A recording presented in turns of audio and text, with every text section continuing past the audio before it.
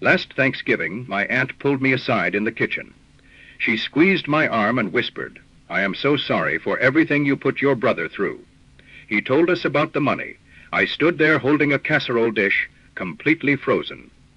What money? I would never borrowed a cent from him in my life. But the way she looked at me, with this mixture of pity and judgment, I realized something that made my stomach drop.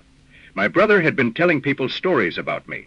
Not just one story, an entire alternate history of our relationship, and everyone believed him, because why would they question the one who always seemed so calm, so reasonable, so wounded? That is when I understood, for years, you had been building a case against me, and I never saw it coming. Growing up, my brother Marcus was 3 years older, and always the golden child. Not in an obvious way. He was not the star athlete or the straightest student. He was just easier. That is what my parents always said. Marcus is just easier. He did not argue at dinner. He did not have strong opinions. He went along with whatever the family decided.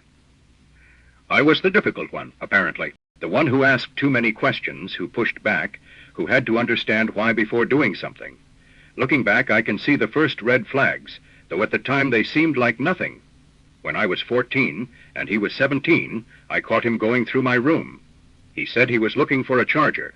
When I found my journal open on my bed later, I mentioned it to my mom. She laughed it off. Siblings snoop. It is normal. When I got into a better college than he did not congratulate me. Instead, he told our grandmother I would cheated on my SATs. I only found out years later when she let it slip. I never believed it anyway, she said, like that made it okay. The thing about Marcus was that he never seemed angry. He never raised his voice. He would just smile this patient smile, like he was dealing with someone unreasonable, and somehow that made everyone trust him more. The first real episode happened at my college graduation. My parents flew in, and Marcus drove up from his apartment 2 hours away. The whole weekend, he kept making small comments. Must be nice, having Mom and Dad pay for everything. Some of us had to work through school. The thing was, I would work too. 2 jobs, actually. But I did not correct him because I did not want to cause drama during my graduation weekend. At the ceremony, my parents wanted a photo of just me in my cap and gown. Marcus stepped back, but his face changed, just for a second. This flash of something cold, that night at dinner, he announced he could not stay for dessert. Some of us have real jobs to get back to, he said. My mom looked crushed. She spent the rest of the meal apologizing to him via text, trying to get him to come back. My graduation dinner became about managing Marcus' feelings. The second episode was more deliberate. I had gotten engaged, and we were planning a small wedding. Marcus called me, sounding supportive at first. "I want to help," he said. "Let me handle the music playlist." I was touched. We would never been close. But maybe this was a turning point. 3 weeks before the wedding, I got a call from my mom. She was crying. "Marcus told me you uninvited him from the wedding." I had not. I would literally never said anything like that. When I called him to ask what was going on, he sighed heavily. "I just told Mom how I was feeling, that you have been distant, that you only call when you need something." His voice was so calm, so reasonable. "I did not say you uninvited me." She must have misunderstood, but I would seen the texts. My cousin showed me later. He would written, word for word, "She does not want me there. I am trying to accept it." I confronted him with the screenshot. He looked at me with this wounded expression and said, "Why are you attacking me? I am not the one who made this about me." I ended up apologizing. I still do not fully understand how that happened. The third episode nearly destroyed my marriage. About a year after the wedding, my husband Jake and I hit a rough patch. Normal stuff. Stress about money, different ideas about having kids, both of us working too much. I made the mistake of venting to Marcus during a phone call. I thought we would turn the corner after the wedding incident. I thought maybe he would matured. 2 months later, Jake came home from a family barbecue looking, she will, shocked. "Your brother pulled me aside," he said. "He told me you have been talking to your ex." I had not spoken to my ex in 4 years. I did not even have his number anymore. But Marcus had planted the seed, and now Jake was looking at me differently. When I called Marcus, furious, he played dumb. I was just looking out for Jake. "You seemed unhappy." I thought maybe there was someone else. I was shaking. "Why would you say that?" His response still echoes in my head. "See, this is why I do not tell you things. You always overreact." He hung up. That night I cried so hard I could not breathe. Jake believed me eventually, but something had shifted, a tiny crack of doubt that took months of conversations to repair. And Marcus. He called my parents the next day to tell them I would screamed at him, and he was really worried about my mental health. The fourth episode was the most calculated. My father had a heart attack. Not fatal, thank God, but serious enough that he needed bypass surgery. The whole family gathered at the hospital. I took a week off work, slept in the waiting room, coordinated with doctors. Marcus showed up for 2 hours on day 3, looking grave and concerned. He brought flowers. He held my mom's hand. Then he left. During Dad's recovery, I moved into my parents' house for 3 weeks to help. I cooked, cleaned, managed medications, drove to follow-up appointments. Marcus called once a week for exactly 15 minutes each time. I know because I started tracking it. When Dad was finally better, we had a family dinner to celebrate. My uncle raised a glass to Marcus, who dropped everything to be here for his father. I looked around the table, confused. My mom was nodding, tearful. Marcus ducked his head modestly. I just did what anyone would do. I sat there, invisible, 3 weeks of my life, and somehow Marcus was the hero. Later, I asked my mom about it. She looked uncomfortable. Marcus told us how hard it was for him to keep working while worrying about Dad. You do not understand the pressure he was under. I understood then that I was fighting a battle I could not win, because Marcus had already written the story. I was just a character in it. What I experienced has a name. Several names, actually. And once I learned them, everything clicked into place with sickening clarity. The first and most pervasive tactic was blame shifting.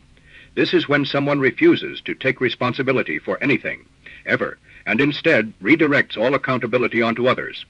With Marcus, it was constant, but subtle. When he told Jake I was talking to my ex, and I confronted him, he did not apologize or explain. He said, "This is why I do not tell you things. You always overreact. See the shift." He would just lied about me to my husband. But suddenly the problem was my reaction. Every conversation with him worked this way.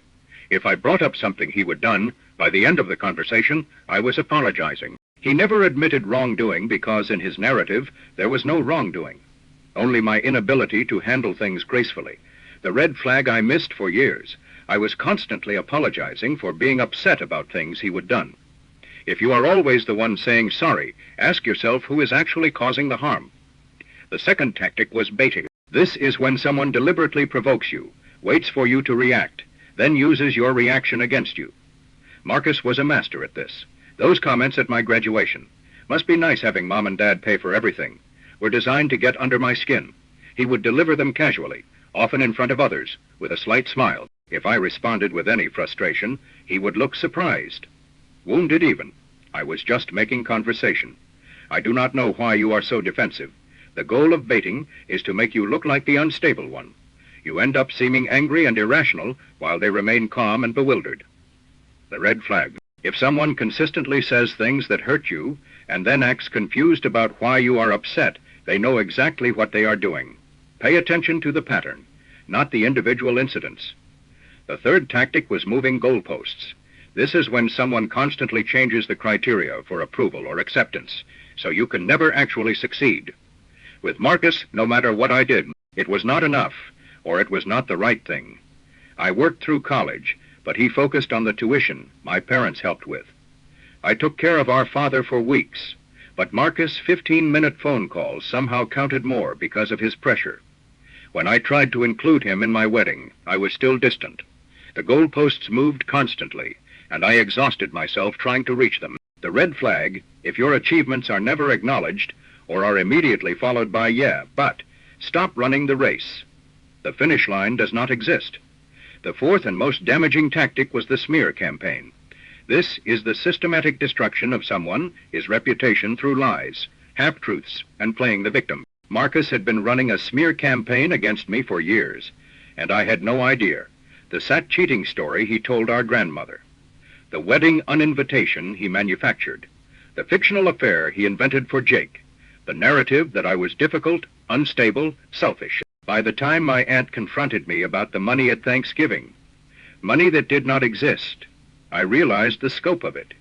He would created an entire alternate version of me and distributed it to everyone we knew. The red flag, If people seem to have information about you that you never shared, or treat you with suspicion you have not earned, someone is talking, and they are not telling the truth. Here is the thing about family manipulation. There is no clean ending. I cannot divorce my brother. I cannot move to another city and never see him again, not without losing my parents, my cousins, my entire extended family. And Marcus knows this. It is part of what makes family manipulation so effective. The stakes are too high to walk away, so I am still in it. But I am in it differently now. I started therapy about 18 months ago, specifically with someone who understands family systems and covert manipulation. The first thing she taught me was the gray rock technique. The idea is simple. You become as boring and unresponsive as a gray rock. You do not share personal information. You do not react emotionally. You give nothing that can be used as ammunition. With Marcus, this means our conversations are now aggressively mundane. How is work? Fine. How is Jake? Good. I volunteer nothing. I do not vent. I do not confide. I have become the most boring version of myself around him, and it is surprisingly liberating. I have also started documenting everything. Every text, every email, every conversation I can remember. Not because I am planning a lawsuit, but because manipulation makes you doubt your own memory. When you have records, you cannot be convinced that something did not happen. My therapist calls this reality anchoring. When Marcus told my parents I would screamed at him on the phone, I had the call log showing it lasted 3 minutes. When he claimed I would agreed to something I had not, I had texts proving otherwise. Documentation is protection against the erosion of your own truth. The hardest part is accepting what I have lost. My relationship with my parents is strained. They love me, but they also believe Marcus' version of events more often than mine. They have known him longer as the easy one, and that narrative is deeply embedded. I have stopped trying to convince them. I have stopped defending myself against accusations. I only hear about secondhand. It is exhausting and pointless. Either they will see the pattern eventually, or they will not. I cannot control that. What I can control is my own peace. My marriage is stronger now, actually. Going through this with Jake, having him witness the manipulation firsthand, and choose to believe me, brought us closer. We have a code phrase now for when we are at family events, and Marcus starts his subtle digs. One of us will say, "I think I need some air," and we will step outside together. It is a small thing, but it matters. I will not pretend I am healed. Some days I am still angry. Some days I grieve the brother I wished I had, but I am no longer confused about what is happening. And that clarity, painful as it is everything. If any of this sounds familiar, I want to share what I wish I would known years ago. 3 red flags that should never be ignored. First, you are always the one apologizing, even when they are the one who caused the problem. This is the clearest sign of blame shifting in action. Healthy relationships involve mutual accountability. If accountability only flows one direction, something is wrong. Second, other people seem to have information about you that you did not share with them. This means someone is talking, and probably not honestly. Pay attention to weird questions, sudden coldness, or people treating you like you have done something wrong when you have not. Your achievements are minimized, dismissed, or immediately countered with criticism. People who love you celebrate your wins. People who are competing with you find ways to diminish them. Know the difference. 3 concrete steps if you are in this situation. First, start documenting. Save texts. Write down conversations with dates and times. Screenshot everything. You are not being paranoid. You are protecting your reality. Second, find a therapist who understands manipulation and family dynamics. Not every therapist does. Ask specifically about their experience with covert narcissism, family scapegoating, or sibling abuse. The right therapist will validate what you are experiencing and give you tools to cope. Third, practice gray rock with the manipulator. Stop being a source of information or emotional reaction. Become boring. It feels unnatural at first, but it works. You are not giving them material to work with. Here is what I need you to understand. This happens to smart people. This happens to people with good instincts and strong boundaries in every other area of their life. Family manipulation works precisely because it starts when you are young, before you have the tools to recognize it. You were trained to accept this dynamic. Unlearning, it takes time. And that is not a personal failing. If you recognized yourself in this story, if you are sitting there right now thinking about your own brother, sister, parent, or cousin, I see you. You are not crazy. You are not too sensitive. You are not imagining things.